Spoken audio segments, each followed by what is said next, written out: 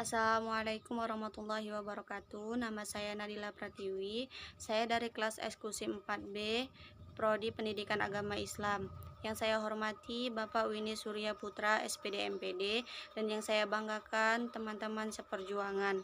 Di sini saya akan mempresentasikan yang berjudul Kisah Teladan Nabi Muhammad SAW. Latar belakang kisah teladan Nabi Muhammad SAW.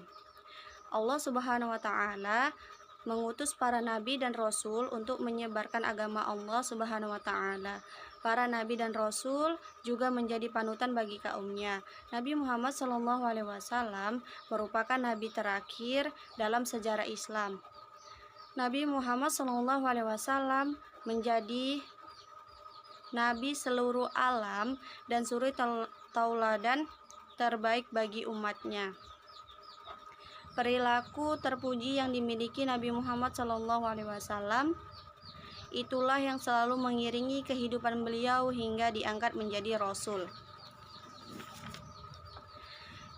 Kisah Nabi Muhammad SAW. Yang pertama, kelahiran Nabi Muhammad SAW. Nabi Muhammad lahir di Makkah tanggal 12 Rabiul Awal tahun Gajah. Tanggal tersebut bertepatan dengan 20 April 571 Masehi. Setahun sebelum Nabi Muhammad lahir, Abraha menyerbu Ka'bah. Abraha menggunakan pasukan gajah, maka tahun kelahiran Nabi Muhammad disebut tahun gajah. Ayahnya bernama Abdullah, ibunya bernama Siti Aminah.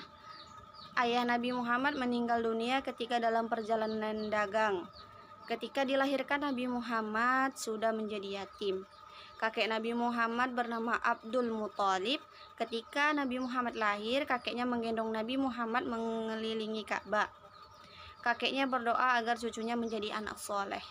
Yang kedua yaitu masa kanak-kanak hingga dewasa. Ketika bayi, Nabi Muhammad tidak disusui ibunya. Nabi Muhammad disusui Halimah Sa'diyah. Nabi Muhammad disusui Halimah hingga usia 5 tahun. Selama mengasuh Nabi Muhammad, Halimah mendapat rezeki yang berlimpah. Ketika usia 6 tahun, Nabi Muhammad diasuh oleh Abdul Muthalib. Nabi Muhammad mendapat kasih sayang penuh dari kakeknya. Ketika Nabi Muhammad berusia 9 tahun, Abdul Muthalib meninggal dunia. Kemudian Nabi Muhammad diasuh oleh pamannya yaitu Abu Thalib. Abu Thalib bekerja sebagai pedagang. Nabi Muhammad diajari mengembala kambing dan berdagang. Abu Thalib juga mendidik akhlak Nabi Muhammad. Nabi Muhammad sangat disayang pamannya. Hal ini karena Nabi Muhammad rajin, giat, tekun, jujur, dan ulet. Karena kejujurannya, Nabi Muhammad diberi gelar Al-Amin, yang artinya dapat dipercaya. Ketika usia 12 tahun, Nabi Muhammad diajak berdagang oleh Abu Thalib. Ketika melakukan perdagangan ke Syam, Nabi Muhammad bertemu dengan Bukhairah. Ia seorang pendeta Nasrani. Ia mengetahui ciri-ciri kerasulan pada Nabi Muhammad. Ia berpesan agar Abu Thalib menjaganya. Nabi Muhammad semakin terkenal di kalangan pedagang. Hal itu dikarenakan Nabi Muhammad berakhlak terpuji. Sifat-sifat terpuji Nabi Muhammad yaitu sidik, jujur, amanah, dapat dipercaya, fotona, cerdas, dan tabligh, menyampaikan kebenaran. Seorang saudagar bernama Siti Khadijah tertarik pada kejujuran Nabi Muhammad. Akhirnya Nabi Muhammad dan Siti Khadijah menikah. Ketika menikah, Nabi Muhammad berumur 25 tahun, sedangkan Siti Khadijah berumur 40 tahun. Mereka hidup bahagia. B. Meneladani perilaku Nabi Muhammad SAW. Nabi Muhammad memiliki akhlak luhur. Beliau adalah orang yang dipercaya. Karenanya, beliau digelari Al-Amin, yang dapat dipercaya.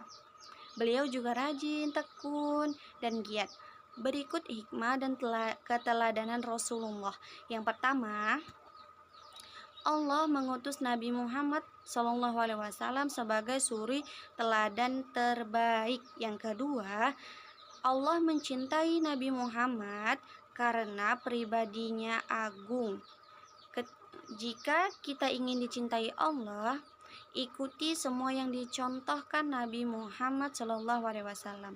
Allah berfirman dalam surat Al-Qalam ayat 4 yang berbunyi Bismillahirrahmanirrahim wa innaka la'ala khuluqin azim, yang artinya, dan sesungguhnya engkau benar-benar berbudi pekerti yang luhur.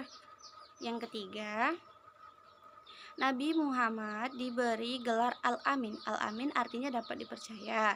Dengan berkata jujur, kita sudah meneladani sifat Nabi Muhammad SAW.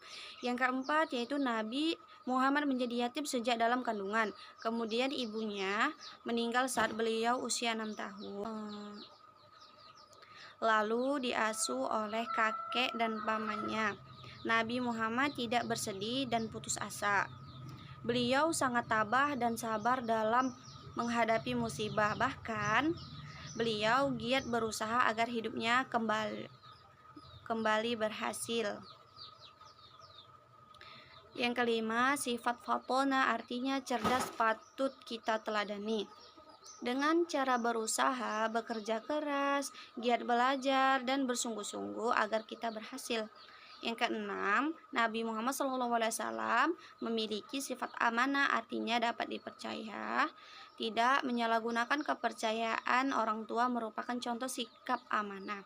Yang ketujuh, saling menasihati dalam kebaikan merupakan contoh sifat meneladani sifat tablik Rasulullah. Yang kedelapan, sesama teman harus saling menghormati dan tolong menolong. Kesimpulannya, ayah Nabi Muhammad SAW bernama Abdullah dan ibunya bernama Siti Aminah.